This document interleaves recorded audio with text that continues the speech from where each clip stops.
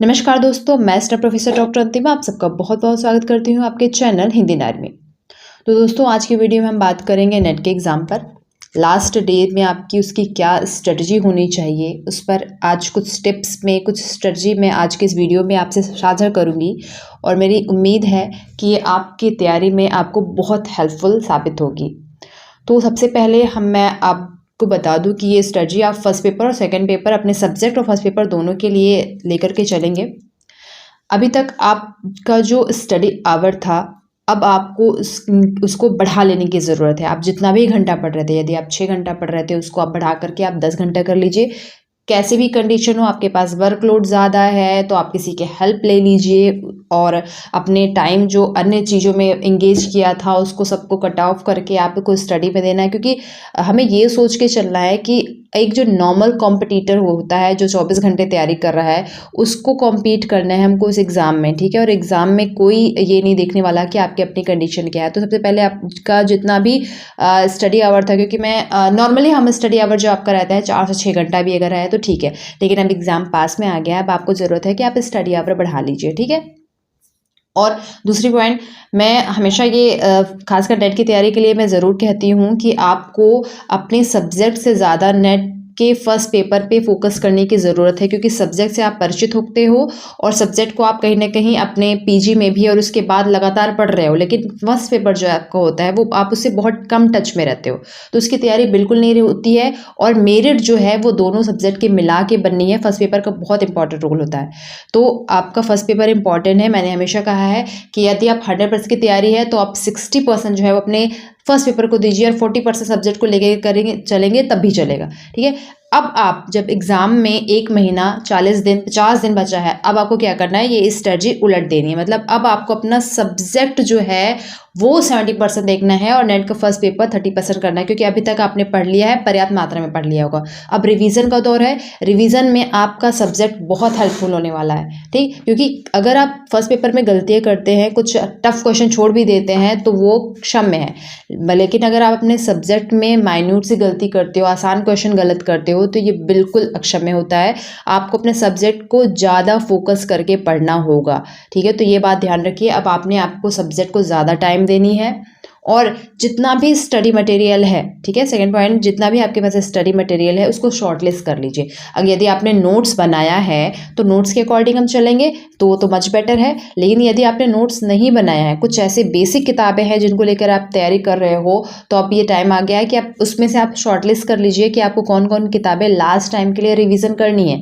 इतना ध्यान रखिएगा कि एक टॉपिक के लिए एक ही मटेरियल से आप पढ़ें, ठीक है। अब 10 टॉपिक अलग अलग किताबों से पढ़ने का समय नहीं है।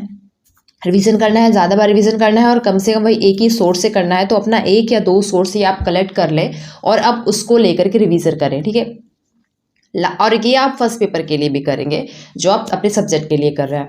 तो अब क्या करना है, 50 दिन है, 50 दिन में कम से कम आप ये सोच लो कि आपको 3 बार पूरा रिवीजन करना है। मैं हमेशा पूरा रिवीजन को फोकस करती हूँ। कई दफ़ा हम लोग ऐसे करते हैं ना कि जो पोर्शन हमें आसान लगता है हम उसको फर्स्ट सेकंड रिवीजन में छोड़ देते हैं कि ठीक है, हम जिसमें अंडरलाइन किए रहते हैं हम वो ज़्यादा फोकस करके पढ़ते हैं और उसी को हम बार बार मल्टीपल रिवीजन में ज़्यादा ध्यान दे रहे हैं और जो पोर्शन हमें आसान लगता है वो हम छोड़ देते हैं। नतीजतन क्या होता है कि एग्ज़ाम में हमेशा हमसे आसान क्वेश्चन गलत हो जाते हैं। वो ह्यूमन एरर की जो गलतियाँ हो जाती हैं, वो आसान क्वेश्चन जो गलती है, ये बिल्कुल भी आपको कंपटीशन में नहीं रख सकती है, कंपटीशन से बाहर कर रही हैं। तो सबसे पहले हमें ध्यान देना है कि जो आपके क्लासिक क्वेश्चन है ना, जो आपके परंपरागत क्वेश्चन है, जो आपके आसान क्वेश्चन है, उसको लेकर के चलना। और उसका सबसे अच्छा तरीका ये है कि आप प्रॉपर पूरा रिवाइजन करो। अगर आपने 4 बार टारगेट रखा है रिवीजन का, तो आपने 3 बार ही करो, लेकिन पूरा करो, ऑल ओवर करो। 3 बार रखा है 2 ही बार करो, लेकिन जितनी बार भी रिवीजन करो पूरा करो। 50 दिन है आपके पास, इतना सेफ साइड टाइम है कि आप 3 बार प्रॉपर पूरा रिवीजन कर सकते हैं, ठीक है। सब्जेक्ट के साथ यही करेंगे और फर्स्ट पेपर के साथ भी आप यही स्ट्रेटजी फॉलो करेंगे। नेक्स्ट हम आते हैं कि आपको अब कम से कम PYQ जितने भी हैं आपने अभी तक आपने कितनी बार भी सॉल्व कर लिया है, कोई मैटर नहीं है। अब आप वापस से PYQ उठाइए और अब आपको क्या करना है, पूरा एग्ज़ाम मोड में, जिस एग्ज़ाम तरीके से आप एग्ज़ाम देते हो ना, उसी मोड में अब आपको एग्ज़ाम देना है। उस मोड में आप बैठोगे, अपना पेपर करोगे और उसको चेक करने को दूसरों को दोगे। ठीक है, पहली बार दूसरी बार ये करना है, क्योंकि अब जो दूसरा चेक करेगा ना, वो प्रॉपर ऑनेस्टिक से चेक करेगा, आपको कोई मर्जी नहीं देगा और आपको एक्चुअली पता चलेगा कि अब आप कैसी गलतियाँ कहाँ कर रहे हैं।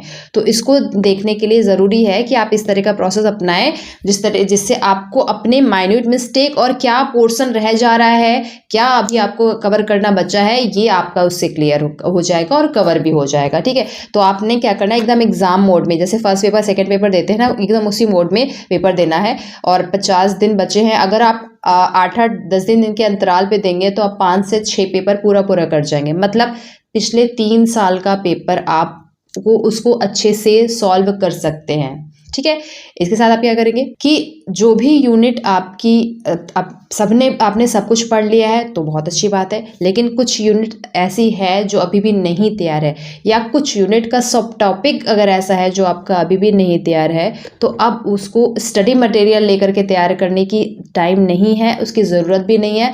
आपने क्या करना है, वो टॉपिक जो है उसको स्टडी मटेरियल उसको हटा करके उसका केवल PYQ देखिए। जो यूनिट आपका तैयार नहीं है स्टडी मटेरियल से, ऐसा नहीं कि उसको बिल्कुल छोड़ दीजिए। ठीक है, उसका स्टडी मटेरियल मत पढ़िए, उसको अपने सिलेबस में क्वेश्चन पूरा डिटेल में मत पढ़िए, लेकिन उसका जितना भी PYQ पढ़ा गया है, आपने जितना भी PYQ पूछा गया है, उसका एक नोटिंग कर लीजिए और उस टॉपिक को वहाँ से लेकर के पढ़िए और वहीं से वापस रिवाइज करें। इससे आपका पूरा पोर्शन भी कवर हो जाता है। और कभी कभी ऐसा होता है कि PYQ बहुत हेल्पफुल होती है इस तरह के क्वेश्चन को डील करने में। ठीक है, तो आप ये भी कर सकते हैं।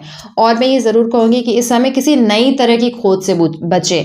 कभी बहुत होता है कि ये नई किताब मार्केट में बहुत अच्छी आ गई है, या फिर कोई फलाना कोई किसी और किताब से पढ़ रहा है, तो लो मैं बचा है टाइम, अभी 1 महीना है तो मैं भी उसी किताब से पढ़ लूँ। नहीं, आपको इस तरह के चीज़ों से बचना है। अपने स्टडी मटेरियल जिस पे भी आपने अभी तक तैयारी करी है उस पर भरोसा रखें।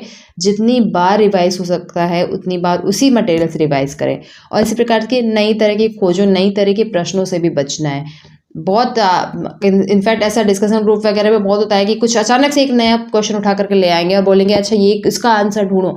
अब आपका दिमाग पूरा उसी को ढूंढने में लग गया, डिस्ट्रैक्शन हो गया। नहीं, यदि आपको लग रहा है कि वो क्वेश्चन जो है वो क्लासिकल क्वेश्चन है, उसका आंसर आपको नहीं आ रहा है, तो उसको ढूंढने की ज़रूरत है। अगर बिल्कुल इररिलेवेंट क्वेश्चन है तो उस तरह के क्वेश्चन के पीछे मत भागिए। आप अपने क्लासिक, अपने परंपरागत प्रश्नों को तैयार करने में ज़्यादा फोकस रखेंगे। ठीक है, इसके साथ ही जब सब आप तैयार कर लोगे, आपने अपने स्टडी मटेरियल का रिवीजन भी कर लिया, अपने नोट्स का रिवीजन भी कर लिया, उसके बाद PYQ सॉल्व कर लिया, उसके बाद आपको जो बचता है समय अब वो आप प्रैक्टिस के दीजिए।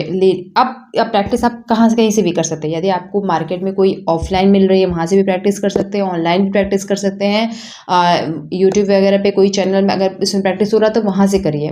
मोटिव क्या होना चाहिए कि आप जितने से जितने ज़्यादा क्वेश्चन सॉल्व कर ले रहे हैं उतने ज़्यादा क्वेश्चन आपको सॉल्व करने हैं। ठीक है, और कोशिश ये करना है कि एग्ज़ाम में जाने से पहले कम से कम 1 या 2 पेपर फुल एग्ज़ाम मोड में आप कर लेंगे। इसका फ़ायदा आपको एग्ज़ाम में बहुत दिखेगा। ठीक है, तो ये सारी चीज़ें आपको ध्यान रखते हुए आपको पेपर जो है वो सॉल्व करना है और उसकी तैयारी करती रहनी है। इसके अलावा कोई भी डाउट या कुछ भी लग रहा है कि अभी और आपको तैयारी करने के लिए ज़रूरत है तो उसके बारे में आप हमसे डिस्कस कर सकते हैं, हमें मेल कर सकते हैं और हमें कमेंट सेक्शन में पूछ सकते हैं। ठीक है, अपनी तैयारी बनाए रखिए। शुभकामनाएं।